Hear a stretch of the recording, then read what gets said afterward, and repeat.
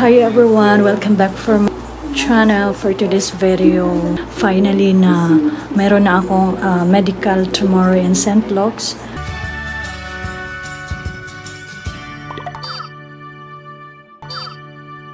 (7 AM). So guys, I'm gonna wake up very early. So I arrived this morning around 10. So I go to Ortigas and Robinson. So I eat there for my lunch, have a lunch. And then after 1:30, I arrive here in City Garden Salts in Mabini, Ermita. So because beside kasi guys yung St. Luke's for US visa. So guys, pray for me. I hope tomorrow for sure. I know I'm gonna pass. Book this one for 2 nights is almost 5,124 only. But if I walk in here, around 6,000 pesos. So this one is the bed, and then yeah. And this one guys, the toilet, and that one. So I'm gonna make a tour. So I buy guys salad in Robinson Pedro Hill. So this one, and then this one for my dinner. Instead na mag-Jollibee ako, mag-McDonald's, ito na lang kasi healthy. And then I buy also some almond fruits. Ano ba yan? Fruits, guys. Ayan. Then banana. Kainin ko to kasi bukas yung medical ko. And then my fresh milk. Hindi siya fresh milk. Apple and orange. Nandito ako sa Manila para medical dito sa St. Luke's Medical Extension. City Garden, Salts lang. Walking distance lang siya. 3 minutes. And galing po ako dyan. Pagkatapos liliko kayo dito. Nandun lang sa unahan sa kanto guys. So napakalapit lang talaga. At saka convenience. So ayun, bukas na po yung schedule ko for my medical. So for today's video guys, I'm gonna give you some tips and my experience for my medical in SLEC or St. Luke's Extension Medical Center. Kasi alam ko, I know, very traffic in Manila. And after that, I arrived here around running 11. So I have time before my check-in here in City Garden Hotel. City Garden Salt. So this hotel is beside at the back for is St. Luke's Medical Extension. And after that, I eat there because there's a lot of yummy food, like tuna, fresh boko. So guys, I like just like some soup and fish fresh. I need to everyday exercise like 30 to 45 minutes and eat some good food and take vitamins, sleep good 8 to 9 hours, or just relax your mind. So it helps for you if you exercise every day before your medical.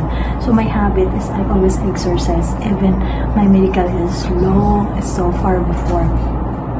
After that, you need to eat fruits, different kind of fruits. For my medical, I buy a big pack for tea.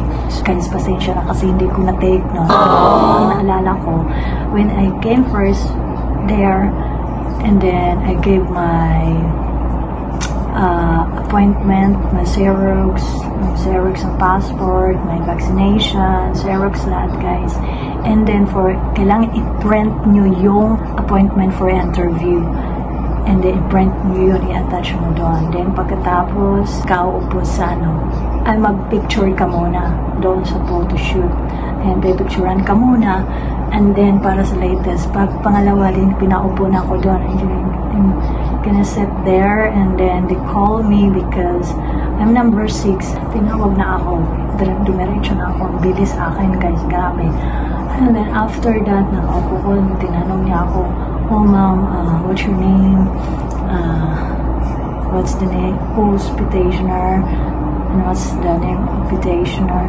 Kunting question lang siya, kunting question, and then nagsasign ko doon. After check mo muna yung kung tama.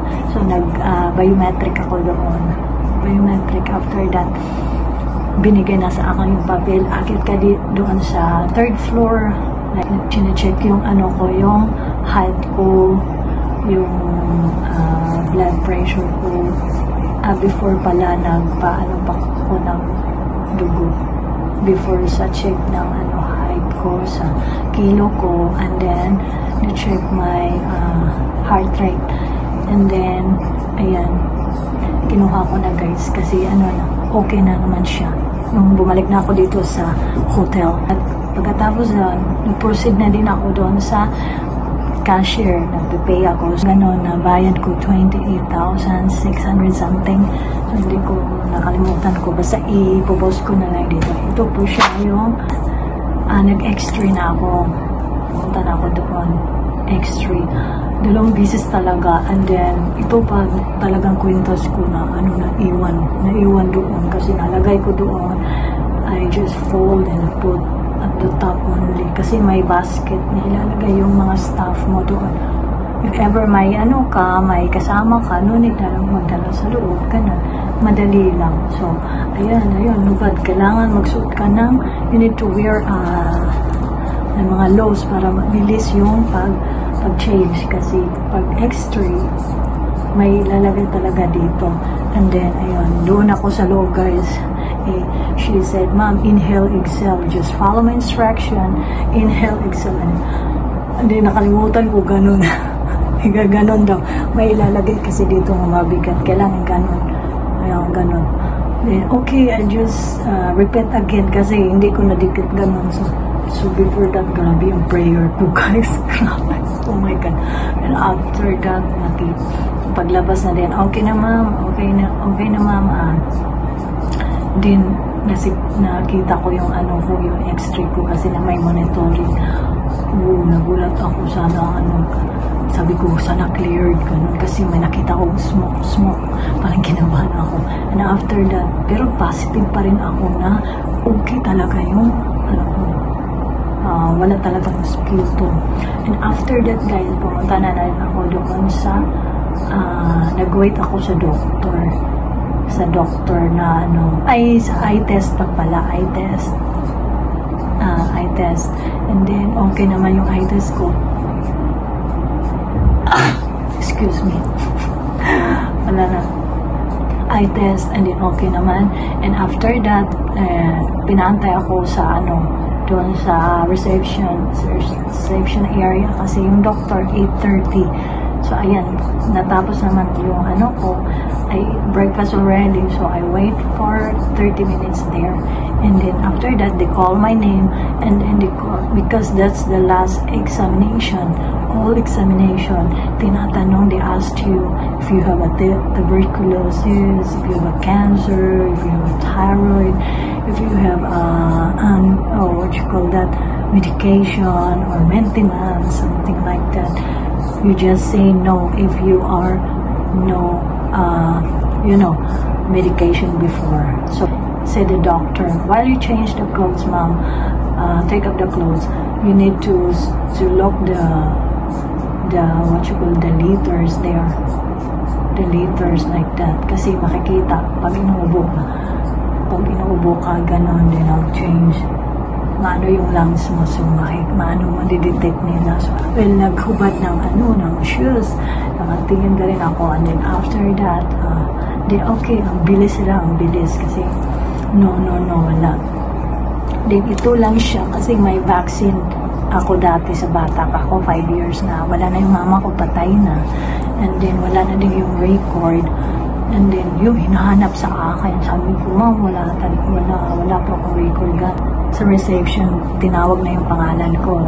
To finish my examination, whole body, everything, kasi tatanggalin mo lahat, sapatos, pinahiga ako, and then you just lay down, ma'am, you're gonna touch your stomach, and there's a cyst, like that, Edi, ganun. Ang bilis lang guys, ang bilis kasi ang bilis ko din sumagot pag if there's a question you need to alert, you need to answer directly. Ganun. And then, busy na ako sa hindi ko siya nasagot. So, Mama, you answer my question. And I said, sorry, Doc. And after that, I wait for a few seconds, and then they call my name, and then they say, Mom, you go to the second floor. And nagulat ako guys, immunization. Immunization. It's like, very positive, ganun. And then, ayun, ipakita ko sa inyo. And this one guys, ito po yung binigay sa akin na yung white paper. So, ang binigay sa akin, binalik sa akin kasi pumunta ako sa second floor. And then, he said na, babalik ako sa Monday, 7:30 AM. So, ayan, binigay sa akin receipt for my vaccination copy. And then, ayan, white pag sabi nila, they said, guys, they will give you a white paper. So, it means immunization ka. No problem for your medical. No, yes! So, I hope and I pray, thank you, Lord, this coming Monday, na immunization na ako. So, guys, para maka-proceed na ako, so that I can proceed for my interview this coming January 30, 2025. So, next month na, guys. So, thank you so much, guys. That's all my sharing. That's all my tips, guys. And I encourage you, just relax your mind. If you are in the medical area, relax your mind. Just pray.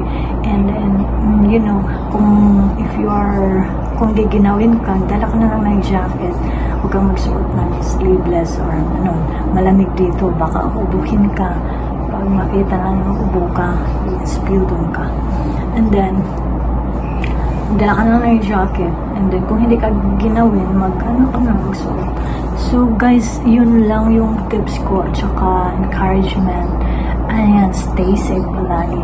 And then, that's it, guys. Thank you so much for watching, guys. See you in my next video. And I'm gonna update you time to time. You can ask me some question about, how to process a visa, US visa. So, ayun, guys. Have a great day and be good. Take care.